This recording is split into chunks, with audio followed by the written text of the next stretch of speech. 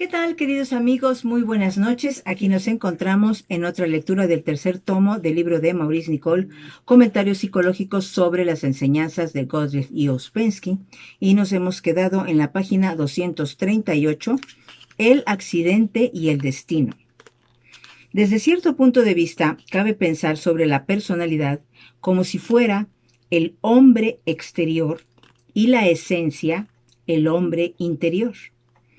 Sabemos que al crecer un niño la personalidad rodea gradualmente a la activa esencia y se vuelve a su vez activa, mientras que la esencia se vuelve pasiva. Este primer estado de desarrollo persiste por lo general a todo lo largo de la vida y es suficiente para los propósitos de esta. Pero un desarrollo ulterior es posible, y el esoterismo siempre se refiere a ese desarrollo ulterior, y este sistema también se refiere a la misma cosa. Consiste en una inversión. Antes que el hombre alcance su pleno desarrollo, en fragmentos de la literatura del pasado provenientes de escuelas conectadas con el hombre plenamente desarrollado, esto es, con el hombre consciente, el hombre adaptado a la vida, el hombre con la personalidad activa y desarrollada y con la esencia pasiva y no desarrollada, no es un hombre plenamente desarrollado, según la enseñanza esotérica. Como esa idea no se aprende distintamente, surge mucha confusión en la mente de la gente. La vida desarrolla al hombre hasta un punto, pero no puede llevar a cabo la inversión en él que lo llevaría a un ulterior y más pleno desarrollo. En el breve y condensado lenguaje de este sistema, esta inversión consiste en hacer a la personalidad pasiva y a la esencia activa. Ahora bien, la educación no lleva a cabo esta inversión. La educación acrecienta la personalidad y así aleja al hombre cada vez más de su esencia. Los sencillos campesinos están más próximos a su esencia.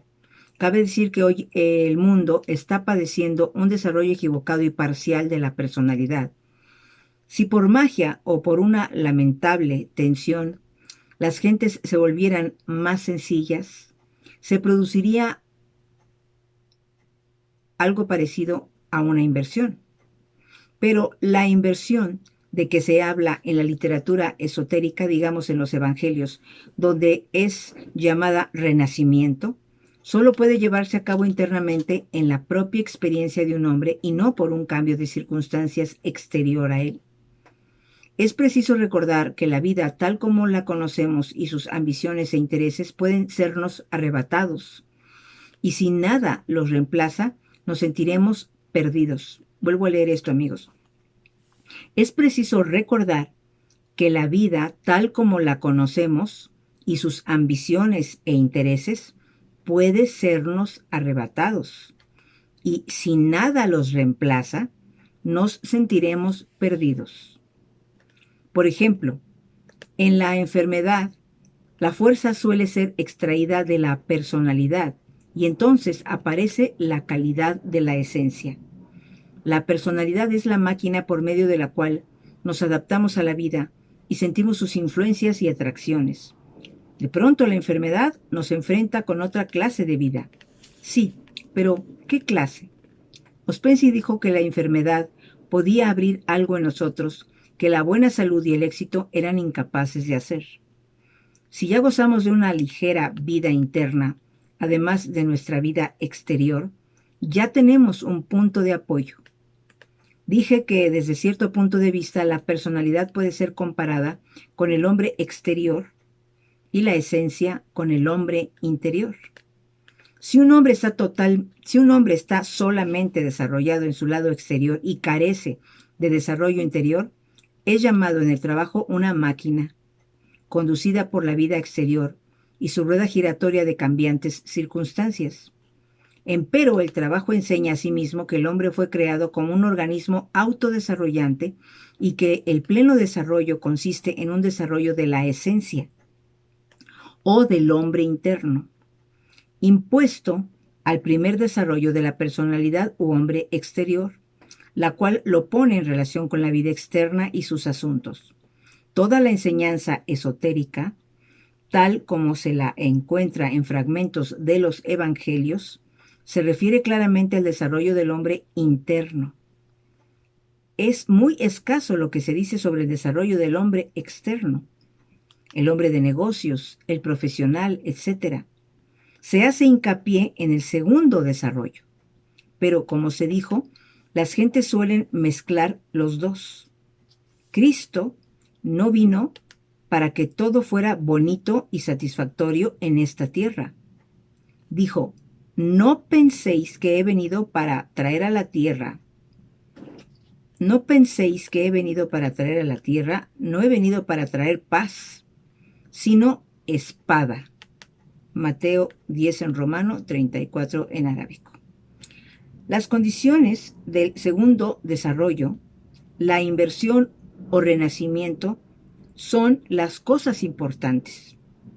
La tierra pulida, en orden, sin agudas luchas internas ni búsquedas y contradicciones por doquier, no iba a producir las condiciones necesarias para el segundo desarrollo, que es interno, individual, y que radica en nuestros más reales y profundos pensamientos y sentimientos esenciales. Empero, son pocas las personas que piensan en el significado de su existencia, salvo en función del hombre externo y sus necesidades. Ahora bien, pensar en nuestra vida desde el hombre interno es cosa muy diferente de pensar sobre ella desde el hombre externo. Todos ustedes conocen, ya sea examinándose a sí mismos, ya sea a los otros, que es posible tener un lado externo piadoso y religioso, hasta santo, y llevar a cabo diversos actos para producir una buena impresión.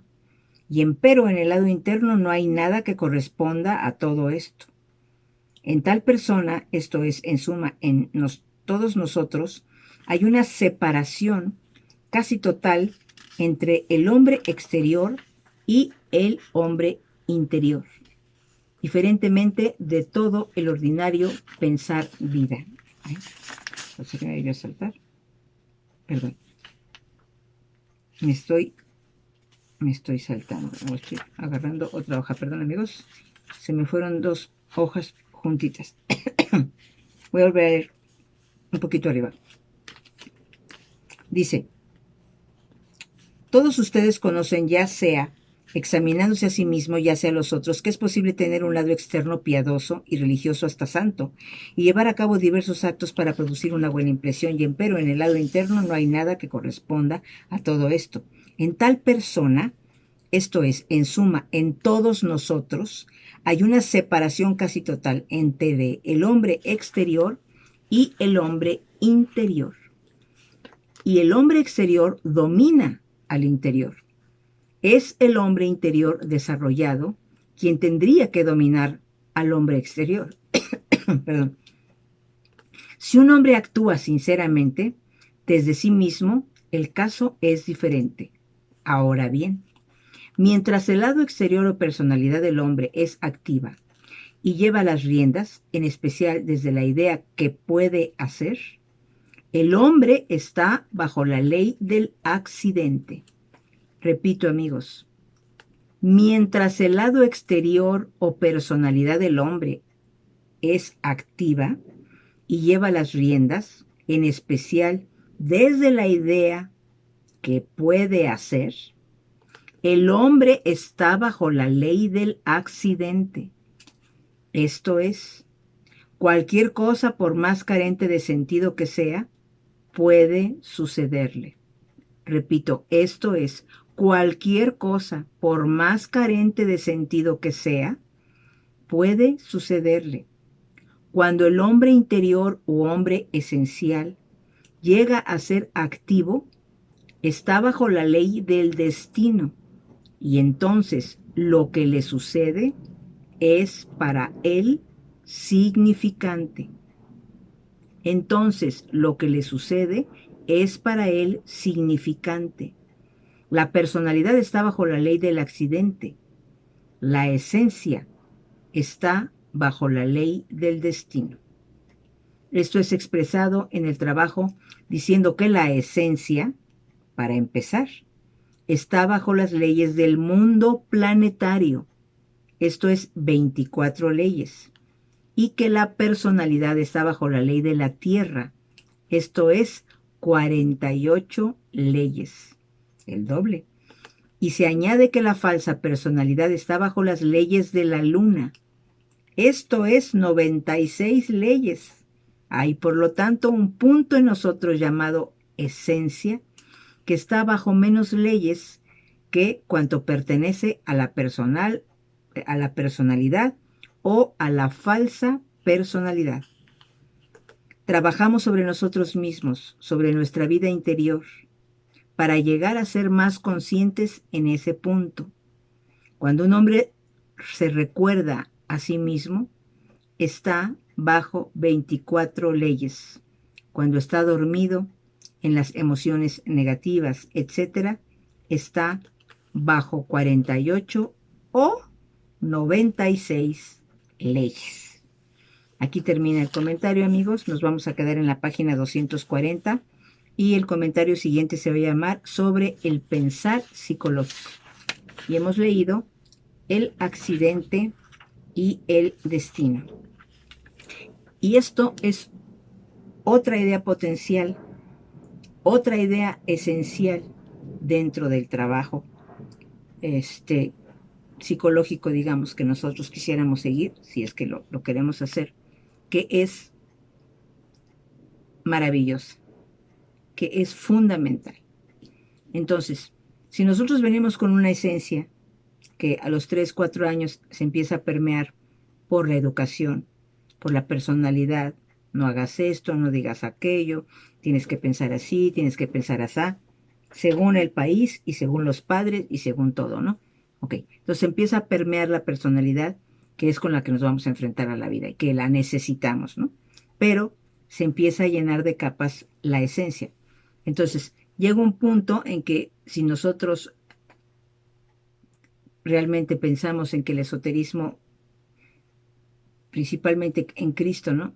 Y hace muchos años atrás, se basaba en que el hombre interior está subdesarrollado y que es en el que tenemos que pensar para volver a darle vida. Entonces aquí nos están diciendo que mientras más conscientes seamos de vivir arropados por esa esencia, tratando de que vuelva a emerger nuestra verdadera esencia, vamos a estar bajo la ley de nuestro destino y va a ser significativo para nosotros lo que vivamos, lo que nos suceda, el entorno, lo que nos pase, ¿no? Va a ser bajo la ley del destino, ¿no? Y que si nosotros vivimos más mecánicamente, más llenos de la falsa personalidad, sin pensar para nada en desarrollar nuestro lado interno, vamos a estar más bajo la ley del accidente. Aquí nos dicen cualquier cosa nos puede pasar, por más absurda o más tremenda que llegara a suceder. Entonces esto es muy, muy, muy significativo, porque si yo, por ejemplo, ya tengo la convicción o le pido a Dios que refuerce cada día mi convicción, en que mi vida esté en sus manos, porque aquí en otro de los párrafos dice que sobre todo si nosotros pensamos que podemos hacer, porque el ser humano siempre piensa que puede hacer, que puede definir lo que va a hacer en ese día, que puede definir lo que va a hacer de su vida, que puede definir lo que va a hacer de su destino. Mi destino va a ser así, así, así, porque yo digo. Entonces, como tenemos esa absurda idea de que podemos hacer, estamos más todavía dominados, digamos, por la personalidad, ¿no? Porque nosotros siempre vamos a querer tener la última palabra, el logro, la idea acertada, el que los demás sepan que nosotros tenemos razón en esto y esto y esto y esto y esto, ¿no?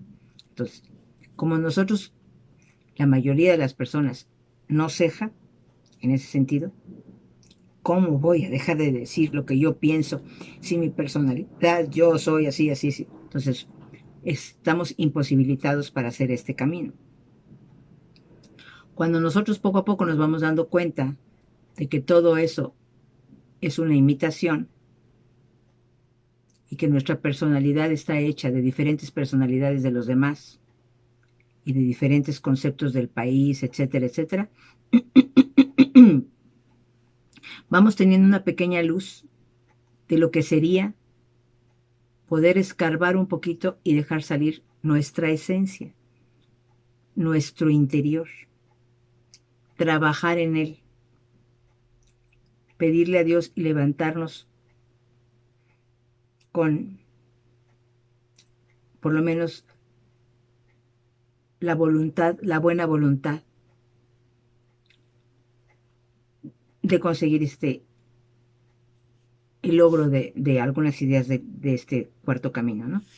Entonces, a medida que nosotros nos vamos acercando a las ideas del cuarto camino, si queremos creer en este comentario que acabamos de leer, es maravilloso saber que mientras más conscientes seamos, mientras nuestras decisiones, nuestro hablar, nuestro pensar, esté más dirigido hacia la depuración de nuestro interior, a que tengamos menos rencores, menos odios, menos insatisfacciones de lo que tenemos, menos depresión, menos tristeza, todas aquellas emociones negativas que, según esto, son parte de la falsa personalidad y nos quieren dominar, y nos dominan de hecho. Cuando nosotros empecemos a cambiar, por poquito que sea el esfuerzo, o si se puede que sea un esfuerzo muy grande, pues mejor, ¿no? Y podamos sentir las mieles de lo que dicen aquí en otros capítulos, tenemos derecho a no ser negativos. Tenemos ese derecho.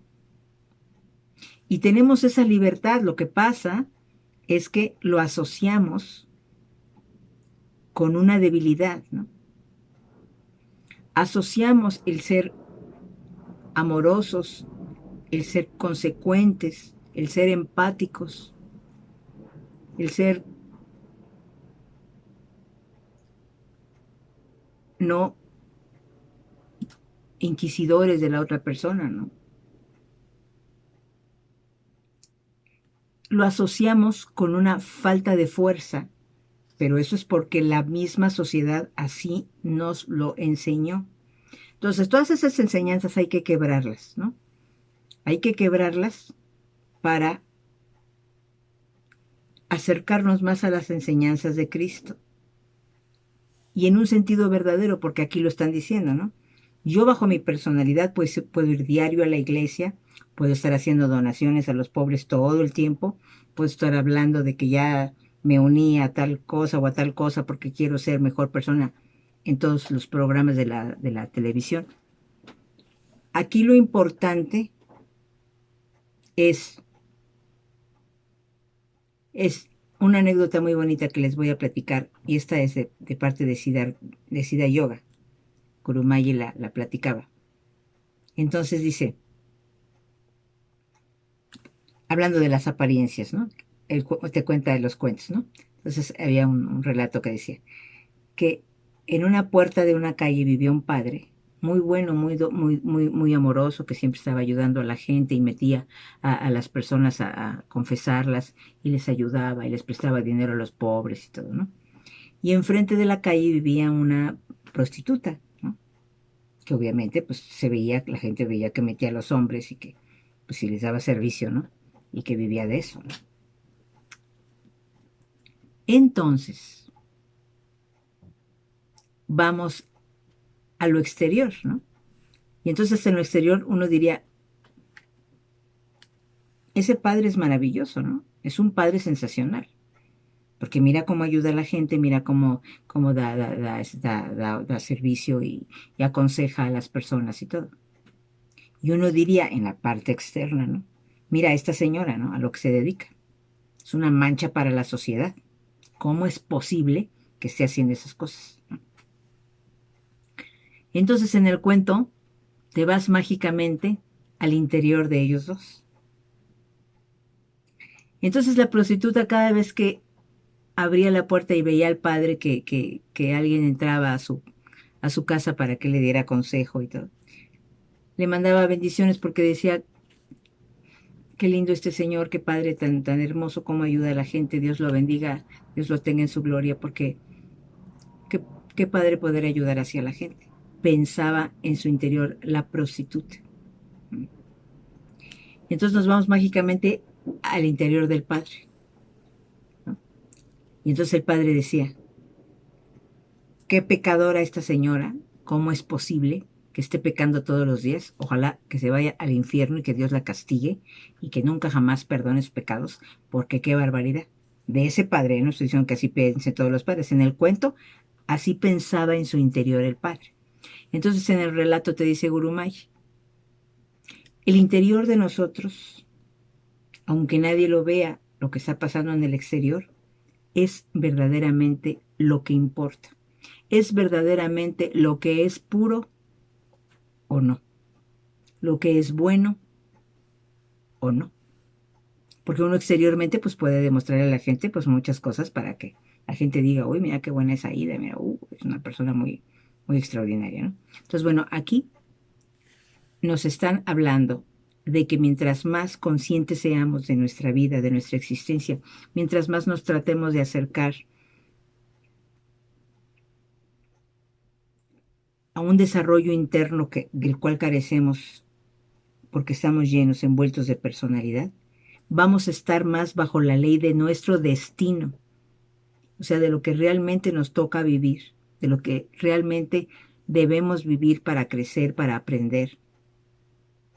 Y que mientras más mecánicos seamos, mientras más inconscientes, mientras más llevados por la personalidad y por todas estas facetas que la personalidad siempre quiere demostrar, que es: yo puedo hacer, yo puedo decidir, yo puedo maldecir, yo te voy a hacer daño porque tú, porque tú, porque tú, porque tú, vamos a estar más expuestos a que nuestra vida sea conformada por la ley del accidente. Esto es muy interesante. Entonces, pues, ojalá que lo tengamos como una gran reflexión para poder acercarnos más a este maravilloso cuarto camino. Gracias, amigos, por acompañarme. Nos vemos en una próxima ocasión.